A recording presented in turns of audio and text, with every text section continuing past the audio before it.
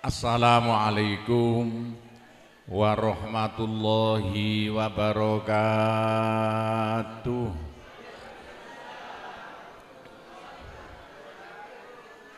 Bismillahirrahmanirrahim. Alhamdulillahi rabbil alamin. Wassalatu wassalamu ala asyrafil anbiya'i wal mursalin Sayyidina Muhammadin wa ala alihi wa sahbihi ajma'in. Amma ba'du. Bapak-bapak, ibu-ibu, saudara-saudara dan anak-anak sekalian yang sangat kami hormati, alhamdulillah, marilah kita bersama-sama memanjatkan puji syukur kehadirat Allah Subhanahu wa Ta'ala. Sholawat dan salam mudah-mudahan tetap atas Nabi besar Muhammad Sallallahu Alaihi Wasallam. Bapak-bapak, ibu-ibu, saudara-saudara sekalian yang sangat kami hormati, pertama kali atas nama satu Mustasar NU Jawa Timur, ketuanya saya, se-Indonesia wakilnya saya, pengasuh Pondok Pesantren Sunan Derajat saya, dua-duanya ini boleh dikatakan ya anak buah saya.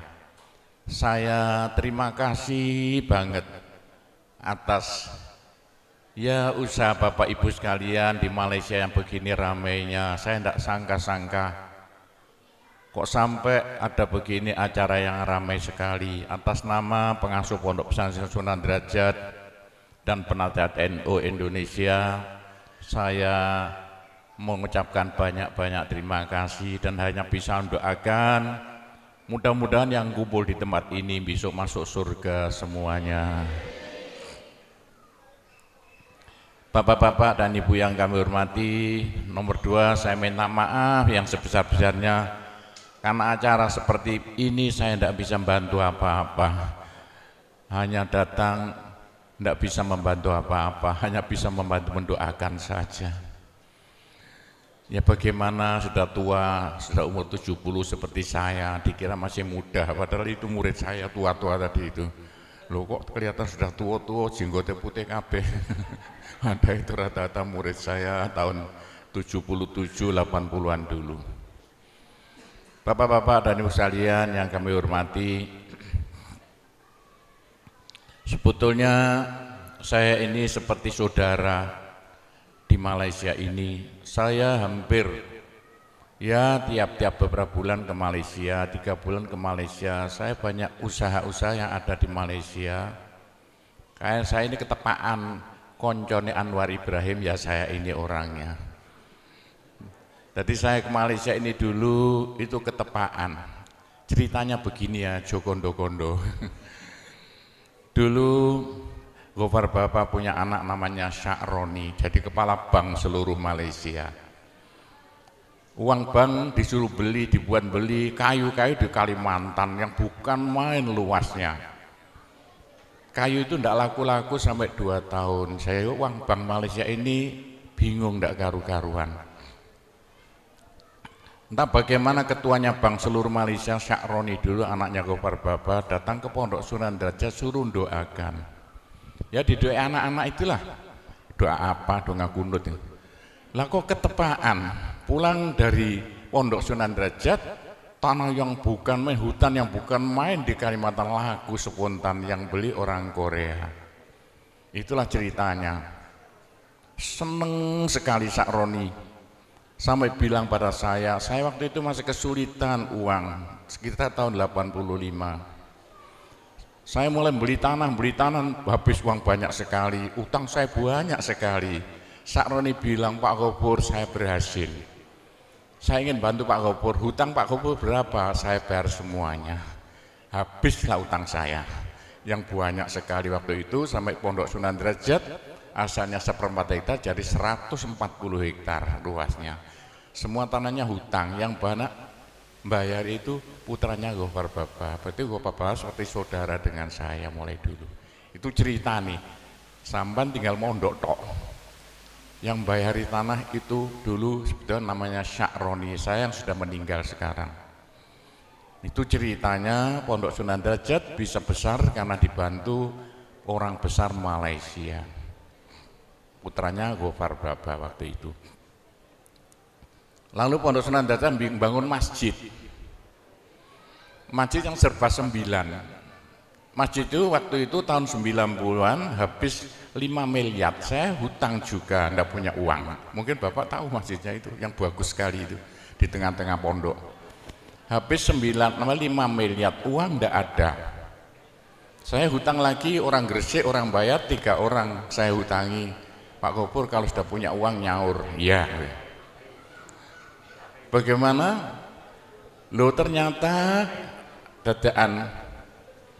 Waktu saya wayai nyaur, di Malaysia ada borongan jalan tol paling luas waktu itu tahun 90-an. Ada 48 orang yang merebut jalan tol di Malaysia. Salah satunya yaitu ada temannya Anwar Ibrahim. Waktu Anwar masih belum dalam hukuman. Temannya datang ke Pondok Sunan Derajat, suruh doakan supaya dia menang. Alhamdulillah temannya Anwar Ibrahim menang. Karena menang, saya ditanya, punya hutang berapa? 5 miliar, habislah hutang saya. Yang nyauri orang Malaysia. Itulah ceritanya, begitu itu saya sampai bisa besar Pondok Sunan Derajat karena kendel hutang. Yang nyauri orang besar-besar Malaysia. Sekarang sudah kaya Pondok Sunan Derajat, punya pabrik banyak sekali. Itulah ceritanya Pondok Sunan Derajat dekat dengan Malaysia. Bapak-bapak, Pondok Sunan Derajat pondok tertua di Indonesia. Pondok Sunan Derajat dibangun tahun 1460-an, sudah umur 600 tahun. Pondok Jombang baru 100 tahun, Pondok Sunan Derajat sudah 600 tahun.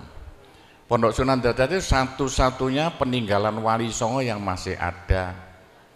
Wali Songo yang paling Wali Songo dulu bikin pondok jumlahnya 9, tapi yang 8 sudah habis. Tinggal kuburan. Satu-satunya yang asli belum dipindah ke tempat yang lain. Jadi tinggal Pondok Sunan Derajat. Itulah. Sekarang banyak orang-orang Malaysia mondok sana, tapi sayang yang mondok sana yang beling-beling itu. Rata-rata orang Malaysia mondok di Pondok Sunan Derajat. Itulah ceritanya Pondok Sunan Derajat. Nah, bagaimana dengan NU? Ceritanya begini ya tentang NU, yaitu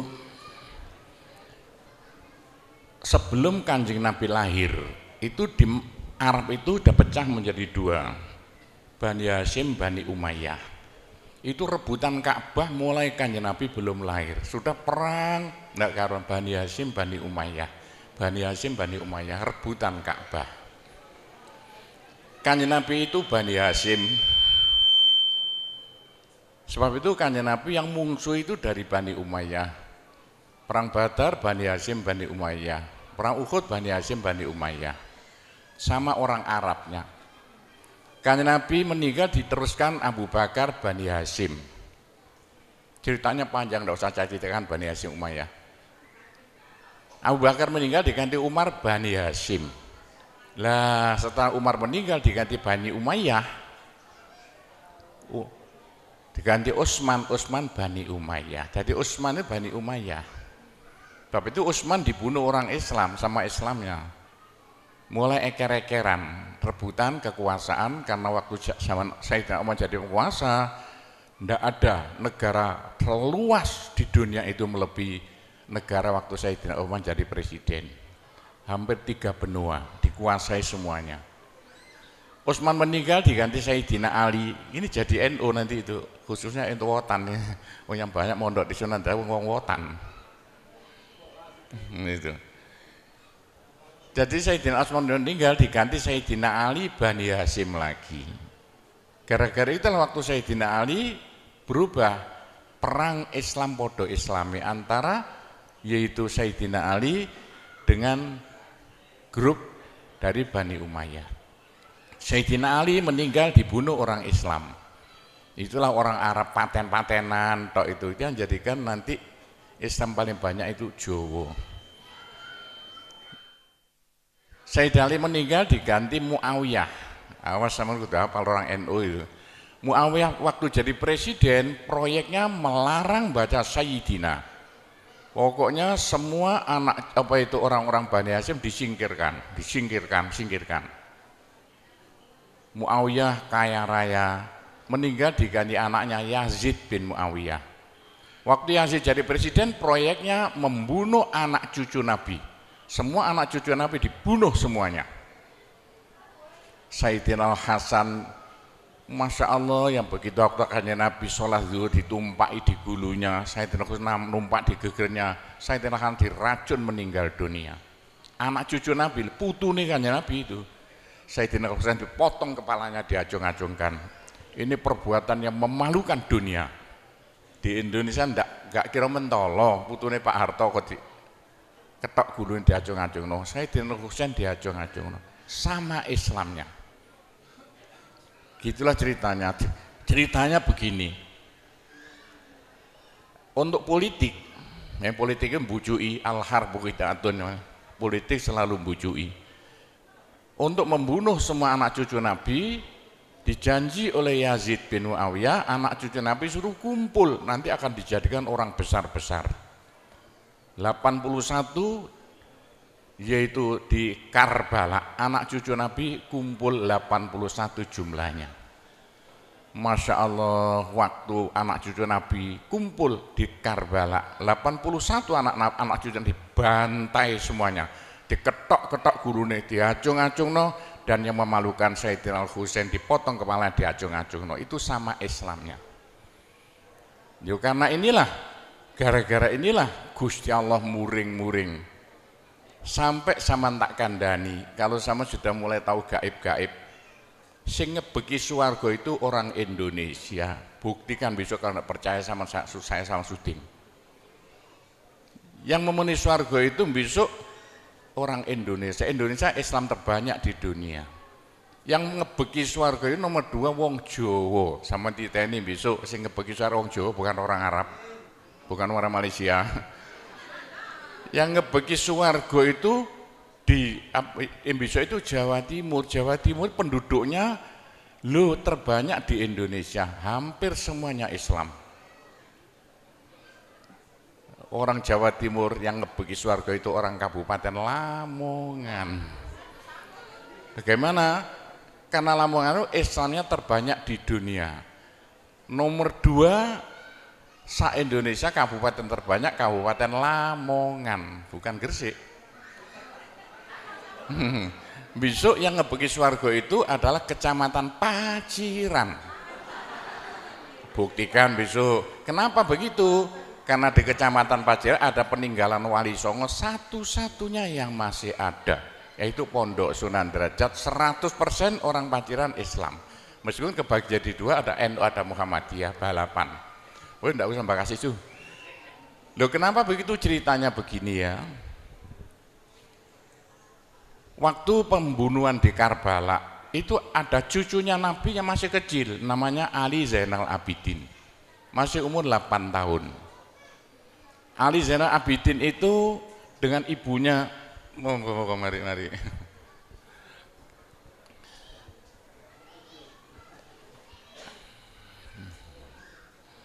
Ali Zainal Abidin itu dengan ibunya yang kurus sudah mau meninggal dunia.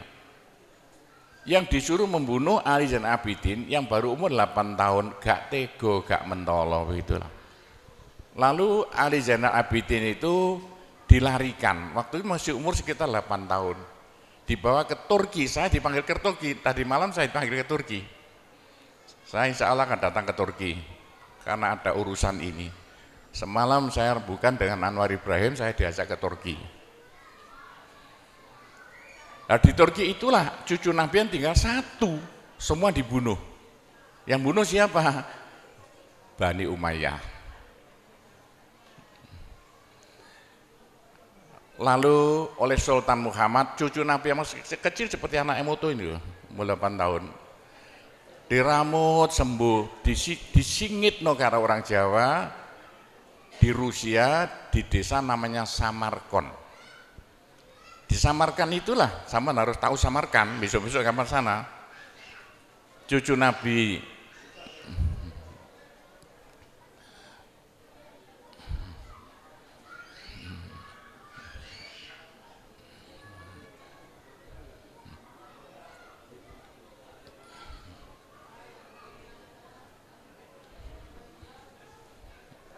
mari.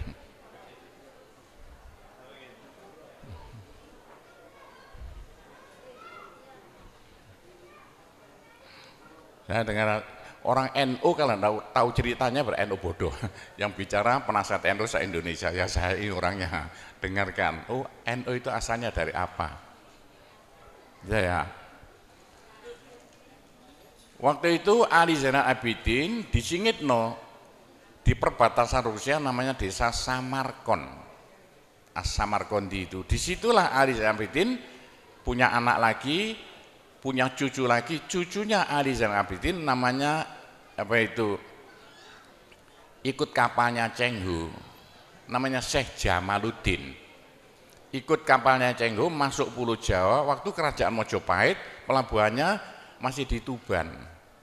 Syekh Jamaluddin itu harus tahu satu-satu cucu Nabi yang masuk Pulau Jawa pertama kali. Di Arab habis bilang Sayyid, saya syuting tidak bisa bicara kok bisa Sayyid sama itu dari mana? Oh yang Sayyid yang rata-rata itu orang Jawa. Saya tahu ceritanya lengkap, punya bukunya itu. Sampai saya ambil di negara Belanda sana, bukunya semua diambil Belanda dulu itu. Sama harus tahu Syekh Jamaluddin itu bikin rumah di Tuban, di Kecamatan Jatirogo, Desa Jambi. Tiap hall pasti saya. Hallnya tanggal 15 Ramadan, tanggal 15 Syakban. Itu pesarnya anak cucu Nabi yang pertama kali masuk Pulau Jawa. Nama siapa namanya? Syekh Jamaluddin. Syekh Jamaluddin nurunkan banyak orang sampai Tuban, Rembang. Itu Bojonegoro anak cucu Syekh Jamaluddin.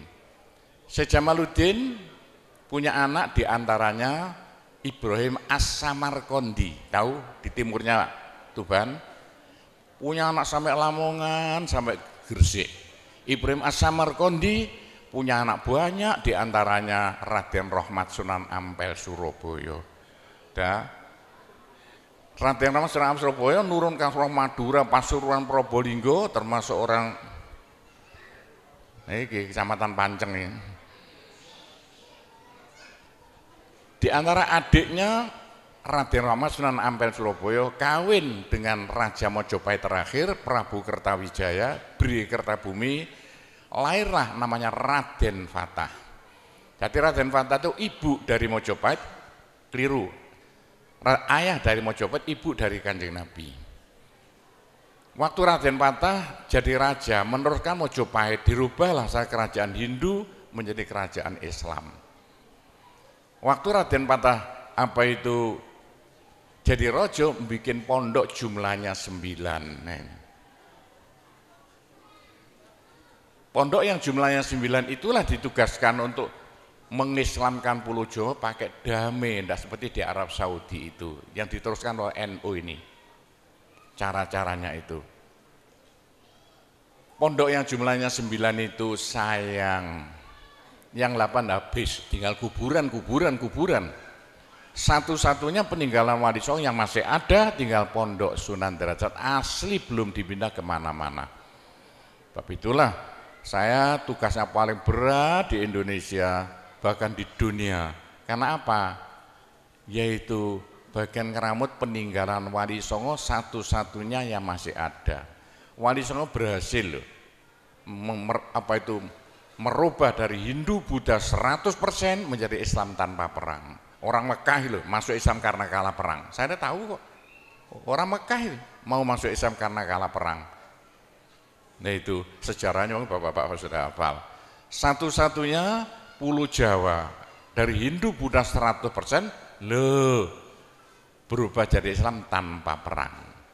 Itu ceritanya begitulah, sampai cerita jadi NU ini.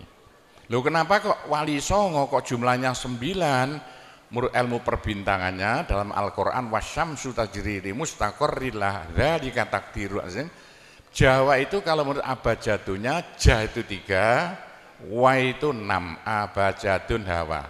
Abaja 3 tambah 6 berapa jumlahnya? 9.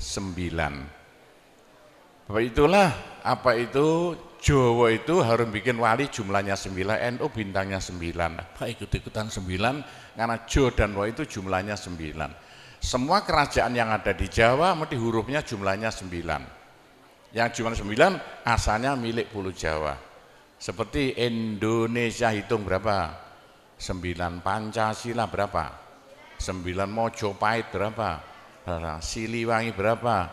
9. Sriwijaya berapa? 9. Semuanya 9. Mojopahit jumlahnya 9. Singosari jumlahnya semua 9. Termasuk 9 apa? Malaysia 9 jumlahnya. Malaysia 9. Kurang 1 apa 9 itu? Bapak-bapak dan ibu sekalian yang kami hormati, itulah caranya dulu Wali Sembilan bikin pondok-pondok yang jumlahnya 9 bisa merubah Hindu Buddha tanpa gegeran menjadi Islam yang proyeknya harus sama teruskan, bukan pakai politik. Pondok Sunan tidak boleh ikut-ikutan politik. Pakai apa? Pendidikan. Caranya tiap ada susah-susah kumpul satu kampung diajak tahlilan. Ada senang-senang kumpul satu kampung diajak sholawatan. Itu caranya 9 wali dulu yang di Arab Saudi tidak ada.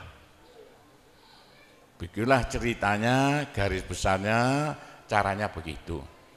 Loh karena waktu mojo apa itu kerajaan Demak buyar, Indonesia rebutan tidak karu-karuan supaya Indonesia jadi satu nusa satu bangsa. Gusti Allah datangkan Belanda.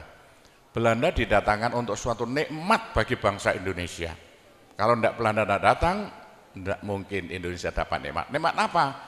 Indonesia yang pecah belah jadi bukan main banyaknya kerajaan-kerajaan. Loh, setelah tahun 45 Belanda dikalahkan oleh Amerika, Indonesia menjadi satu nusa satu bangsa. Sebetulnya yang menjadikan Indonesia satu nusa itu Belanda. Belanda lari, dikejar-kejar oleh tentara dari Jepang, dari Amerika. Itulah, jadi alhamdulillah kalau Indonesia tidak dijajah Belanda, mungkin jadi kerajaan Gresik, kerajaan Bojonegoro, kerajaan Semarang gitu. Untungnya dijajah. Sekarang Indonesia itu Islam terbanyak di dunia dan caranya pakai pondok pesantren, dan sekarang dari Cina datang kiainya nomor 1. Amerika sampai saya diundang ke Amerika untuk ingin merjuangkan Islam seperti di Pulau Jawa. Jadi sekarang di mana-mana ingin niru Pulau Jawa, tidak usah ikut partai politik. Partai apa saja silakan, yang penting tugas sampean semuanya kalau bisa niru pondok pesantren, bikin pendidikan Islam di seluruh Indonesia, kalau bisa di Malaysia. Yang pakai damai. Bagaimana orang Malaysia kecil-kecil bisa baca Al-Quran, doanya wudhu, doanya sholat. Tapi kalau bisa seperti di Indonesia pakai ibtidaiyah. Sekolahnya ikut pemerintah tapi yang diajarkan agama. Masya Allah kalau itu bisa nanti dikembangkan pelan-pelan di Malaysia. Pun saya temannya orang besar-besar Malaysia itu saya. Nanti boleh asal damai, tidak usah kere-keran. Bagaimana caranya? Insya Allah nanti kalau bisa akan menjadikan orang Malaysia besok seperti Pulau Jawa. Menui surga. Itulah cerita garis besarnya asal usul NU yang sekarang dilantik di sini, asal usul Pondok Sunan Derajat, yaitu ceritanya hanya begitu, itu garis besarnya. Mungkin Bapak Ibu tanya saya, karena saya itu bagian dongo di NU itu, tentang urusan dongo sing paling mandi untuk cari uang. Nggih Bu nggih? Wah ini gue mau tak ulangi. Wong sampai kere ku saking gobloke. Nah Gusti Allah nantang sampean ud'uni astajib lakum, mintalah padaku saya beri. Tuhan tidak akan melayani janji. Siapa yang minta pasti diberi. Doa paling mandi itu sebetulnya satu pakai Al-Quran, dua pakai zikir. Al-Quran itu singkatan kitab sak jagat. Kitab sak jagat yang jumlahnya 126.000, 124.000. Diperes jadi 4, Quran, Zabur, Taurat, Injil. Quran disingkat jadi surat Yasin. Bu, Pak, kalau butuh apa-apa urusan dunia, minta itu dipilah-pilah loh. Ada minta krono Allah, ada krono surga, ada krono pahala, ada karena dunia. Bahkan yang karena dunia dalam Al-Quran diutamakan. Rabbana atina fid dunya hasanah. Karena dunia dipilah-pilah, minta sapi, minta kebo, minta ayam, begitulah. Minta apa? Minta uang untuk nyaur hutang. Minta supaya dagangannya laris. Itu doa paling mandi, yaitu peresan Al-Quran surat Yasin. Surat Yasin kalau untuk doa bukan main mandinya.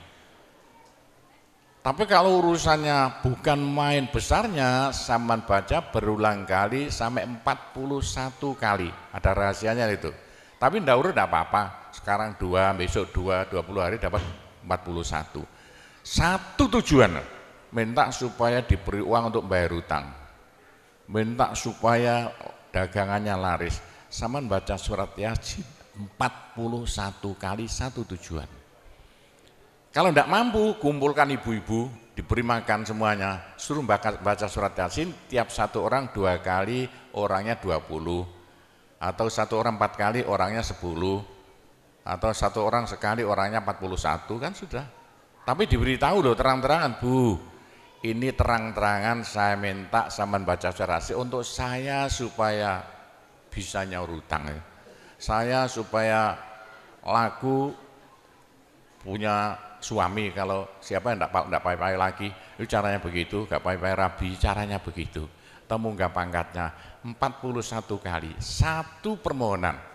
Bisa dibawa sendiri, baca sendiri sampai 41 hari, atau dibaca sendiri langsung sekitar hampir 8 jam ya, dibaca itu. Tidak sampai 8 jam. Tapi kalau terlalu kebanyakan dibaca 21 kali. Terlalu banyak 7 kali. 1 menit, surat Yasin itu 5 menit lamanya. Kalau 7 kali berapa? 7 kali 5 hanya 30 menit. 35 menit. Surat Yasin diperes jadi Fatihah. Masya Allah, Fatihah itu kalau untuk doa tidak ada tandingannya, khususnya minta uang untuk nyaur hutang. Lah Fatihah itu berapa kali? 7 kali. Kurang banyak 21 kali. Kurang banyak 41 kali. Tapi Fatihah yang mandinya bukan main, pasti berhasil 313 kali.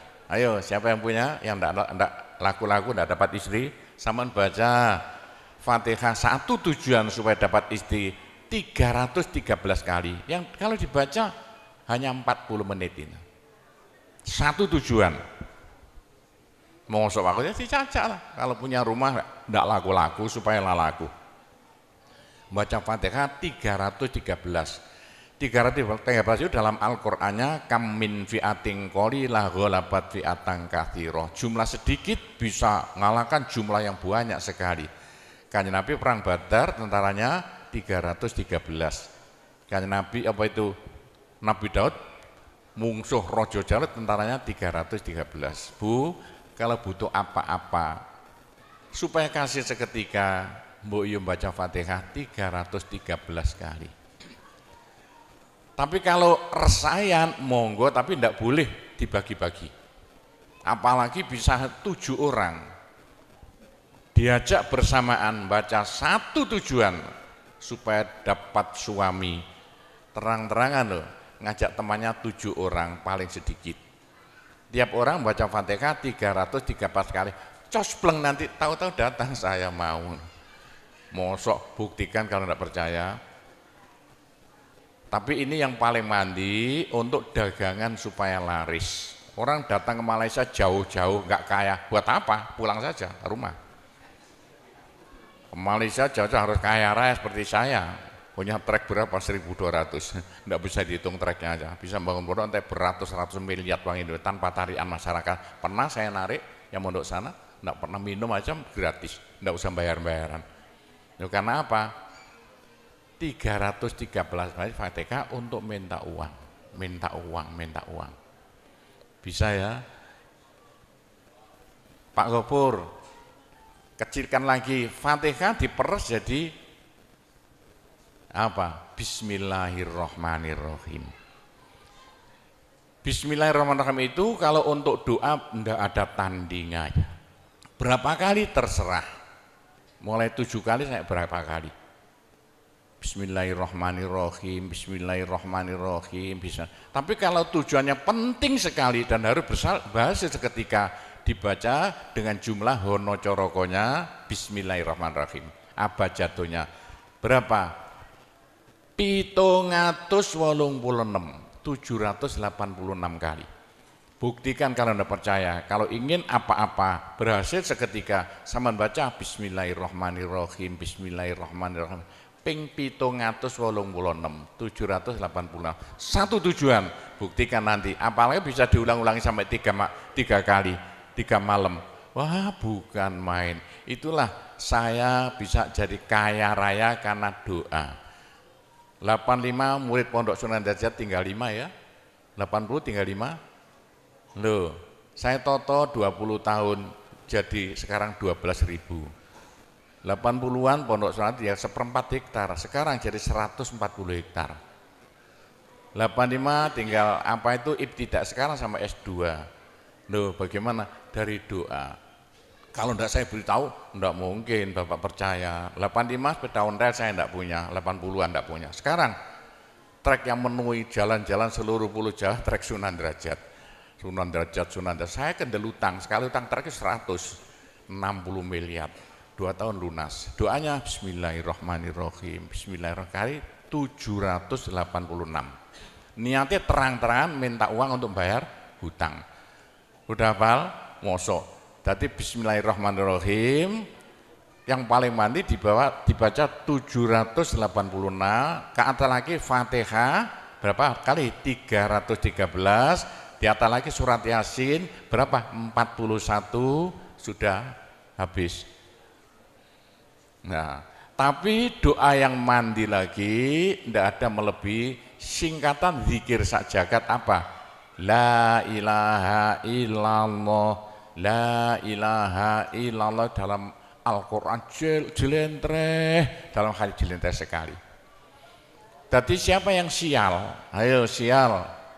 Apes dari wong Jawa, ndak ada orang melarat ngungkuli seperti wong apes ngene gak tepak ngono gak tepak untuk menghilangkan sial paling cepat la ilaha illallah, la ilaha illallah. Sama coba lah hilang sialnya.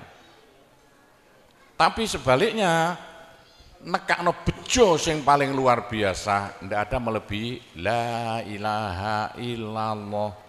La ilaha illallah. Yo sapa sing ingin bejo ojo leren-leren zikir la ilaha illallah, la ilaha illallah lah, gampang lah. Tapi yang paling penting untuk akhirat, ayo siapa yang tidak akan masuk neraka jangan berhenti zikir la ilaha illallah, la ilaha illallah dalam hadis Nabi loh. Semua dosa itu tidak akan bisa bertahan, pasti hancur karena dipules la ilaha illallah. Berapa banyak dosa sampean kalau zikir la ilaha illallah bagaikan batu dipules lender, krepes. Ayo sing dosane akeh sapa? Nah, kalau koyo opo saya intelnya polisi di bidang narkoba itu saya di Indonesia ini mulai zaman dulu. Ayo, bagaimana? Orang nakal itu akan sembuh nakalnya kalau tidak berhenti zikir la ilaha illallah, la ilaha illallah. Siapa yang nakal? Senangannya minum pil koplo. Kenapa? Malaysia, bahasa Malaysia apa itu? Itu ganja. Tapi kalau ingin cepat sembuh ya, caranya begini ya. Sama zikir la ilaha illallah, sekali zikir saambekan. La ilaha illallah. Terus sama tarik napas, serut begitu. Menurut ilmu alam, kalau sama zikir la ilaha illallah, dari mulut sama keluar aura-aura bion-bion yang tidak akan bisa hilang sampai ribuan tahun, sampai jutaan tahun. Naik untuk kekayaan sampean di akhirat. Itu dalam Al-Quran, yuridu harsal akhirah nazid lahu fi harsi. Tapi untuk di dunia, yuridu harsad dunia nu'tihi minna, caranya begini. Sama dikit, la ilaha illallah. Ini sinar putih keluar, ditarik masuk hidung, masuk paru-paru, dipekek. Ini bisa menghilangkan kenakalan sampan semuanya. Itu caranya Wali Songo dulu untuk merubah Indonesia asalnya dari Hindu Buddha menjadi Islam tanpa gegeran. Diundang, diberi makan, beri berkat, tapi waktu mau tahlilan lah panjang dulu. Afdalu zikri kana fa'laman la ilaha illallah. Tiga, itu politik itu. Itu kan tarik nafas masuk hidung. Serut. Itu caranya merubah sampean asalnya sial, hilang sialnya. Asalnya nakal supaya hilang nakalnya. Caranya begitu. Apalagi waktu itu mata dipejamkan.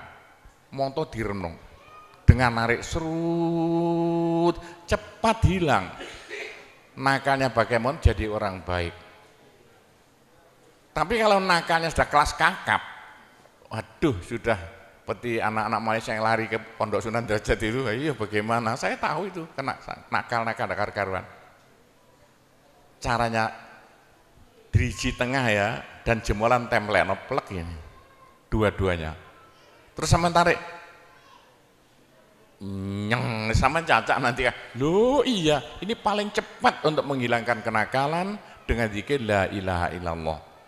Waktu narik, mata dipejamkan, diriji tengah dengan jempolan ditempelkan, tarik, serut.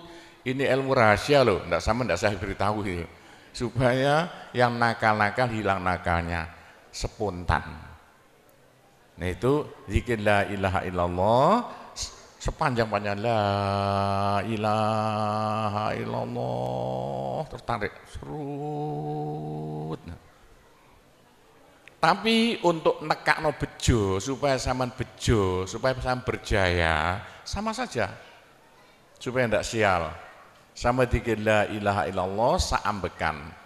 Apa ditarik serut, itu caranya begitu. Pak Gowo ndak dulu diberitahu, pengajiannya baru sekarang.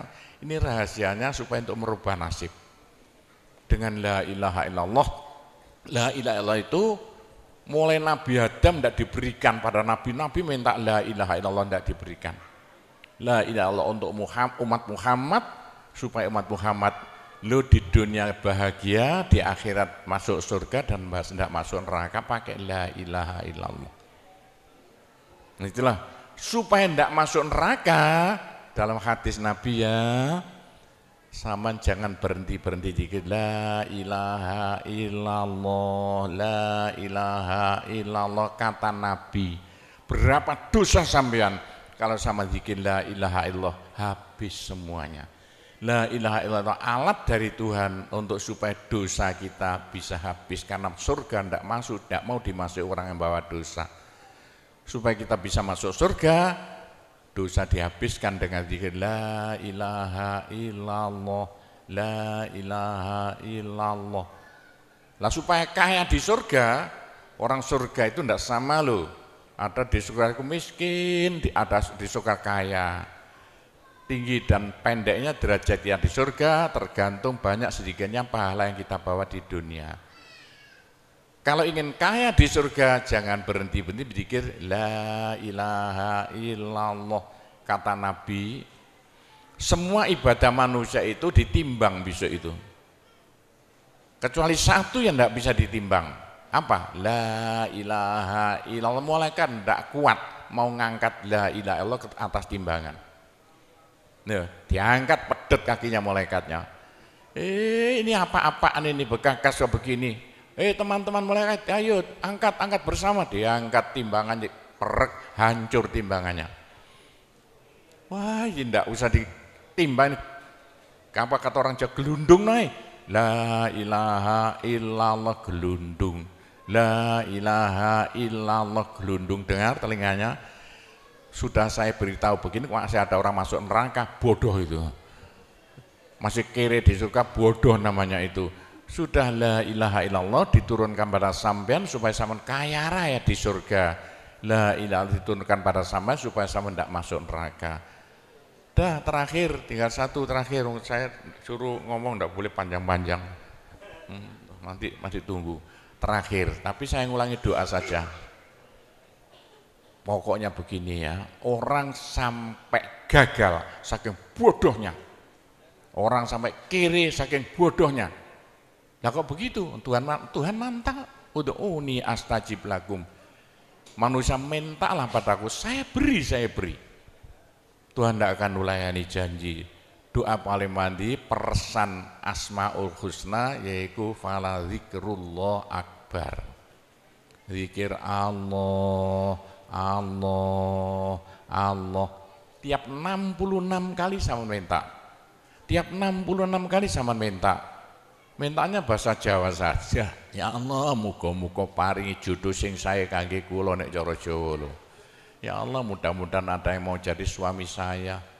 Allah, Allah, tiap 66 kali minta. Ya Allah, mudah-mudahan laku mahal rumah saya kalau mau jual rumah. Allah, Allah, tiap 66 kali minta. Ya Allah, mudah-mudahan beri uang untuk bayar hutang saya lah, gampang. Jangan berhenti siang dan malam, khususnya habis sembahyang, apalagi tengah malam, odok-odok Gusti Allah. Gusti Allah janji dalam Al-Quran, siapa yang minta pasti diberi. Doa paling mandi fala zikrullah akbar. Zikir Allah, Allah tiap 66 kali minta. 66 dari apa Pak Kobo? Dari Allah itu terus alif lam ha. Alif kan 1, lam 30, apa jatuhnya? Lam 30 hak 5, berapa? 66. Orang kalau mau zikir Allah 66 kali semau mulutnya. Begitulah ceritanya. Apa itu doa-doa yang saya ajarkan, gampang Bu ya. Orang haid boleh, daripada ndak boleh sholat, ndak boleh zakat. Menurut pendapat saya, orang haid zikir la ilaha illallah boleh. Meskipun ulama perselisihan, tapi kalau ikut saya boleh. Saya punya dasarnya. Orang haid kalau baca Allah, zikir Allah, Allah tiap 60 menit tak boleh. Daripada ndak boleh sholat, ndak boleh puasa, lebih baik baca doa Allah, Allah tiap 66 kali minta. Pak, saya beritahu ya, jangan bilang-bilang. Kalau saya ndak berhenti zikir Allah, Allah tiap 66 kali sampean minta. Bagaimana dalam hati sama ini asalnya sama nakal, hilang, sedikit-sedikit hilang. Sekarang mondok di Sunan Data itu saking nakalnya. Ayo dari Malaysia mondok saking belinge. Saya tahu gak ada yang melarikan diri dari penjara Pak, masuk pondok. Saya disingit no ya. Kayak tutup-tutup di pondok Sunan Derajat. Tapi kalau mau zikir Allah, Allah tiap 66 kali minta sembuh. Bu, kalau sama terus-terusan zikir Allah, Allah tiap 66 kali minta, sampai malah senang Allah. Dalam hati senang Tuhan, senang Allah. Senang bukan mulut tuh hati. Kalau senang sama senang Allah, sama jadi walinya Allah. Kalau sama diangkat jadi walinya Gusti Allah, besok ndak ada neraka, ndak ada siksa, sekali mati langsung masuk surga. Siapa itu? Kekasih Allah, waliullah. Pak Gopur, bagaimana supaya bisa jadi walinya Allah? Jangan berhenti. Bagaimana caranya supaya sampean disenangi Allah? Bagaimana supaya saya disenangi Allah? Bagaimana supaya sampean senang pada Allah? Bagaimana supaya saya senang Allah? Jangan berhenti minta uang. Dengan zikir Allah, Allah tiap 66 kali minta. Agak panjang dikit supaya merasuk. Allah, Allah tiap 66 kali minta. Ya Allah, mudah-mudahan laku mobil saya. Kayak mau ingin jual mobilnya. Bisa ya? Oh, sudah, nanti masih ada caranya banyak. Saya disuruh cerita-cerita ya sedikit tentang urusan itu tanpa kita doa saja. Saya ulangi lagi, saya terima kasih banyak loh di Malaysia. Loh kok diadakan acara seperti ini acara bukan urusan politik, urusan bagaimana supaya kita besok sama-sama masuk surga semuanya. Nah itulah dengan cara-cara Pondok Sunan Derajat, karena peninggalan Wali Songo tinggal satu Pondok Sunan Derajat. Caranya damai. Tidak ada urusan ikut-ikutan politik, coblosan persis dan apa tidak ikut-ikutan, silakan. Pondok tidak mau ikut-ikutan, tidak siapa. Ini tapi saya banyak teman-teman orang-orang besar di Malaysia. Ketepaan bukan urusan politik, bukan urusan apa? Urusan suwuk yang bilang-bilang. Suruh nyuwuk kok bagaimana orang-orang besar itu. Nah, entah ya kalau orang Malaysia kok sembuhan nih, yang sakit mau mati sembuh lagi itu banyak sekali begitu. Itu urusan suwuk jelas, bukan urusan politik. Saya tidak ikut-ikutan, hanya ketepaan. Saya dulu temannya Anwar Ibrahim, mulai dulu itu temannya Gofar Babah. Jadi ketepaan saya selalu dipanggil ke rumahnya urusan suwuk. Nah itulah, begitulah ceritanya. Saya hanya bisa mendoakan saja ya. Saya doakan bahasa Jawa saja ya. Ya Allah, muga-muga sing kempal tembriki sedaya dados keluarga ingkang gemah ripah loh jinawi. Gampang sandang pangane, seger kuwarasan awake. Selamat donya akhirate, disepuro kabeh dosane, gampang rezekine, adoh belaine, akeh duwike, rukun kali tangga kiwa tengene, subur kabeh tandurane, lunga kabeh penyakite, laris kabeh dagangane, lancar kabeh penggaweane. Ya Allah, muga-muga ingkang kempal mriki mbenjing gruduk-gruduk bareng-bareng mlebu swarga sedaya. Pun tambahi donga sugih dhuwit mawon. Bismillahirrahmanirrahim. Alhamdulillahirabbil alamin wassalatu wassalamu ala asyrofil anbiya wal mursalin sayyidina Muhammadin walhamdulillahirabbil alamin. Allahumma inna nas'alukal afiyah fid dini wad dunya wal akhirah. Allahumma yassir umurana kullaha wassahhil umurana kullaha wa la tu'assir alaina. Allahumma ya muhawwilal ahwal hawwil halana ila ahsanil ahwal bi haulika wa quwwatika ya kabir ya muta'al ya aziz ya mifdul. Allahumma ja'alna wa iyahum min ibadika wa iyadika wa jiwarika wa amanika wa hizbika wa kanafika min syarri kulli syaitonin wa sultanin wa insin wa jannin wa baghin wa hasidin wa sabuin wa hayatin wa akrab wa min syarri kulli dabbatin anta akhidhum binasiyatiha inna rabbi ala siratul mustaqim. Rabbana anzil alaina ma'idatan minas sama takunu lana aidan li awwalina wa akhirina wa ayatan minka warzuqna wa anta khairur raziqin warzuqna wa anta khairur raziqin warzuqna wa anta khairur raziqin. Rabbana atina fid dunya hasanah wa fil akhirati hasanah wa qina adzabannar wa sallallahu ala sayyidina Muhammadin walhamdulillahirabbil alamin.